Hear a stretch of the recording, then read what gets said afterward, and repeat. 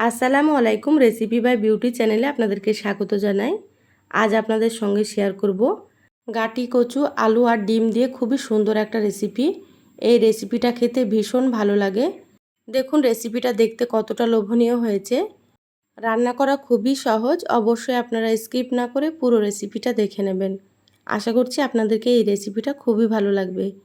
চ্যানেলে নতুন হলে চ্যানেলটা সাবস্ক্রাইব করার অনুরোধ রইল। বেল বাটন অন করে রাখবেন পরবর্তী ভিডিও নোটিফিকেশান পাওয়ার জন্য। চলুন রেসিপিটা শুরু করি। এখানে দেখুন আমি 3টে ডিম নিয়েছি। তো এখানে আমি 3টে ডিম দিয়ে রান্না করব। আপনারা চাইলে ডিমের পরিমাণ বাড়িয়ে নিতে পারেন বা কমিয়েও নিতে পারেন।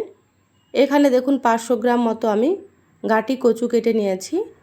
একটা কচু আমি 2 টুকরো করে কেটে নিয়েছি। আর কচুগুলোকে কেটে তারপরে খুব ভালোভাবে ধুয়ে পরিষ্কার করে নিয়েছি। কয়েকবার পানি পাল্টে কিন্তু খুব ভালোভাবে ধুয়ে পরিষ্কার করে নিতে হবে কচুগুলো, কারণ কচুতে অনেক বালি থাকে। তো আমি ধুয়ে পরিষ্কার করে নিয়েছি। এবার এখান থেকে আমি ডিমগুলোকে তুলে নিলাম। ডিমগুলো সেদ্ধ করে নেব। ডিমগুলো সেদ্ধ করে খোসা ছাড়িয়ে রেখে দিলাম। এবার আমি গ্যাস অন করে কড়াই দিয়ে দিলাম। কড়াই আমি দিয়ে দিলাম 3 টেবিল চামচ সরষের তেল। তো রান্নাটা আমি সরষের তেলে করব, আপনারা চাইলে সাদা তেলে করতে পারেন। দিয়ে দিলাম সামান্য একটু হলুদ গুঁড়ো। এবার আমি কচুগুলো দিয়ে দিলাম। এখানে 2টো মিডিয়াম সাইজের আলু কেটে নিয়েছি। আলুগুলো ডুমো ডুমো করে কেটে নিয়েছি। এবার আমি এখানে আলুগুলোও দিয়ে দিচ্ছি। দিয়ে দিলাম হাফ চা চামচ লবণ। এবার নেড়েচেড়ে আলু আর কচু খুব ভালোভাবে ভেজে নেব। গ্যাসের আঁচ বাড়িয়ে খুব ভালোভাবে ভেজে নিতে হবে। কচু না ভাজলে কিন্তু খেতে ভালো লাগে না। তো সেই জন্য একটু সময় নিয়ে কচুগুলোকে ভেজে নেব। তো যারা ভিডিওটি দেখছেন একটা লাইক দিয়ে ভিডিওটি কন্টিনিউ করবেন। আপনাদের একটা লাইক পরবর্তী ভিডিও বানাতে আমাকে অনেক উৎসাহ জাগায়। দেখুন কচুগুলো সময় নিয়ে আমি ভেজে নিচ্ছি। আর ভাজা প্রায় হয়ে এসেছে। এইভাবে করে ভেজে নিতে হবে। আর এইভাবে কচু ভাজলে কচুর আঠালো ভাবটা কিন্তু চলে যাবে। এবার আমি কচু আর আলুগুলোকে তেল ঝরে প্লেটে তুলে নিচ্ছি।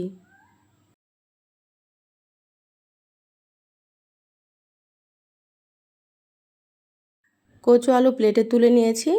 আবারও আমি দিয়ে দিচ্ছি 1 টেবিল চামচ মতো তেল। এবার এখানে আমি সেদ্ধ করা ডিমগুলো দিয়ে দিচ্ছি। সামান্য একটু হলুদ গুঁড়ো দিয়ে দিচ্ছি। এবার আমি ডিমগুলো নেড়েচেড়ে হালকা ভেজে নেব। ডিমগুলো আমি খুব বেশি কড়া করে ভাজবো না, তাহলে কিন্তু ডিমগুলো খেতে ভালো লাগবে না। তো হালকা করে আমি ভেজে নিচ্ছি।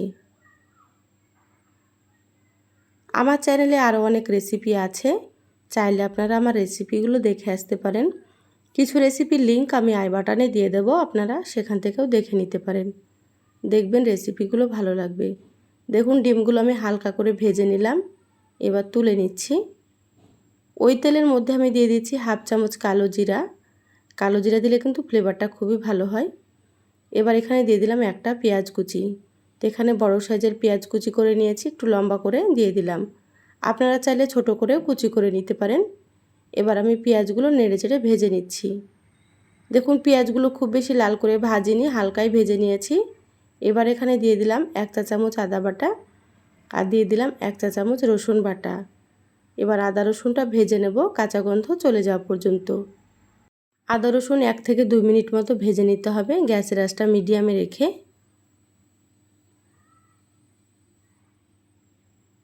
দেখুন আদা রসুনটা ভেজে নেওয়া হয়ে গিয়েছে। এবার এখানে দিয়ে দিচ্ছি স্বাদ মতো লবণ। তো লবণটা এখানে বুঝেই ব্যবহার করতে হবে, কারণ কচু আর আলু ভাজার সময় আমি লবণ দিয়েছিলাম। সেটা বুঝে আমি লবণটা এখানে দিয়ে দিলাম। হাফ চা চামচ দিয়ে দিলাম এখানে লাল মরিচের গুঁড়ো। তো এখানে আমি কাঁচা মরিচ ব্যবহার করব, সেজন্য হাফ চা চামচ দিয়ে দিলাম। আপনারা ঝাল বুঝে মরিচ ব্যবহার করবেন। এখানে হাফ চা চামচ দিয়ে দিলাম হলুদ গুঁড়ো আর হাফ চা চামচ দিয়ে দিলাম কাশ্মীরি মরিচের গুঁড়ো। কাশ্মীরি মরিচের গুঁড়োটা আমি কালারের জন্য দিয়ে দিলাম, আপনারা চাইলে স্কিপ করতে পারেন। হাফ চা চামচ দিয়ে দিলাম এখানে জিরা গুঁড়ো আর দিয়ে দিচ্ছি 1 চা চামচ ধনিয়া গুঁড়ো।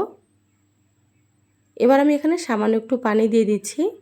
তো অবশ্যই এখানে একটু পানি দিতে হবে, না হলে শুকনো মশলাগুলো পুড়ে যাবে। এবার নেড়েচেড়ে মশলাটা খুব ভালোভাবে কষিয়ে নেব। মশলা যত ভালোভাবে কষানো হবে রান্নাটা কিন্তু ততই বেশি টেস্টি হবে খেতে। একটু সময় নিয়ে করে নিতে হবে। দেখুন আস্তে আস্তে মশলা থেকে তেল ছাড়তে শুরু হয়ে গিয়েছে, মশলা কষানো হয়ে গিয়েছে। এবার আমি এখানে ভেজে রাখা কচু আর আলুগুলো দিয়ে দিলাম। মশলার সাথে আবারও আমি 2 মিনিট মতো কষিয়ে নেব। যারা ভিডিওটি ইউটিউব থেকে দেখছেন প্লিজ চ্যানেলটা সাবস্ক্রাইব করে চ্যানেলের সাথেই থাকবেন, বেল বাটন অন করে রাখবেন, তাতে করে আমি যখনই ভিডিও আপলোড করব আপনারা সবার আগে নোটিফিকেশান পেয়ে যাবেন। যারা ফেসবুক পেজ থেকে ভিডিওটি দেখছেন প্লিজ একটা লাইক দিয়ে পেজটা ফলো করে রাখবেন। এখানে দিয়ে দিলাম আমি একটা বড় সাইজের টমেটোটা আমি লম্বা করে কেটে নিয়েছি। টমেটো দিলে কিন্তু এই রেসিপিটা খেতে আরও বেশি টেস্টি হবে। খুব ভালোভাবে একটু নেড়েচেড়ে কষিয়ে নিলাম। এবার এখানে আমি দিয়ে দিচ্ছি পরিমাণ মতো ঝোলের পানি। আপনারা যেমন ঝোল রাখতে পছন্দ করবেন সেইভাবে করে পানি ব্যবহার করবেন।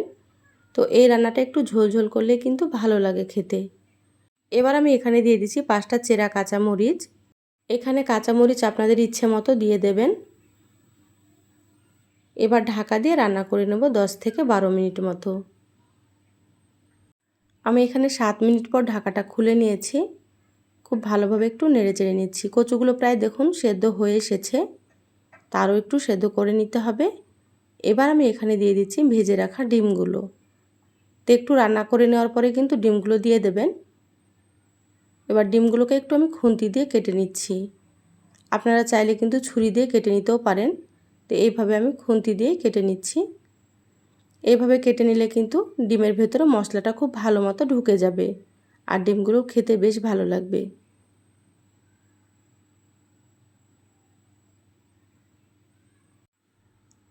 আবারও ঢাকা দিয়ে রান্না করে নেব 5 মিনিট মতো।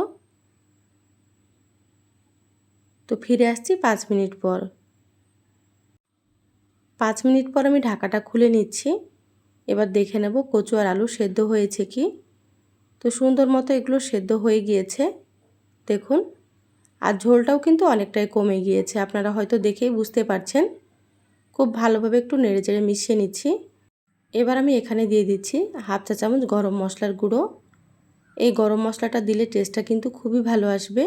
এই গরম মশলাটা মাংসে, বিরিয়ানিতে, যে কোনো রান্নায় আমি ব্যবহার করি, খেতে ভীষণ ভালো লাগে। তো এই মশলাটার রেসিপি আমার চ্যানেলে দেওয়া আছে, আপনারা চাইলে দেখে নিতে পারেন। মশলা দিয়ে খুব ভালোভাবে নেড়েচেড়ে মিশিয়ে নিলাম। আর আমি ঝোলটা এরকমই রাখবো, কারণ এটা নামানোর পরে অনেকটাই ঘন হয়ে যাবে। রান্না হয়ে গিয়েছে, এবার গ্যাস বন্ধ করে দিচ্ছি। ঢাকা দিয়ে আমি 5 মিনিট মতো রেখে দেব। তারপরে আপনাদেরকে আমি সার্ভ করে নিয়ে দেখাচ্ছি। দেখুন 5 মিনিট পর বলে ঢেলে নিয়েছি, আর কালারটা দেখেই হয়তো আপনারা বুঝতে পারছেন রান্নাটা কতটা লোভনীয় হয়েছে।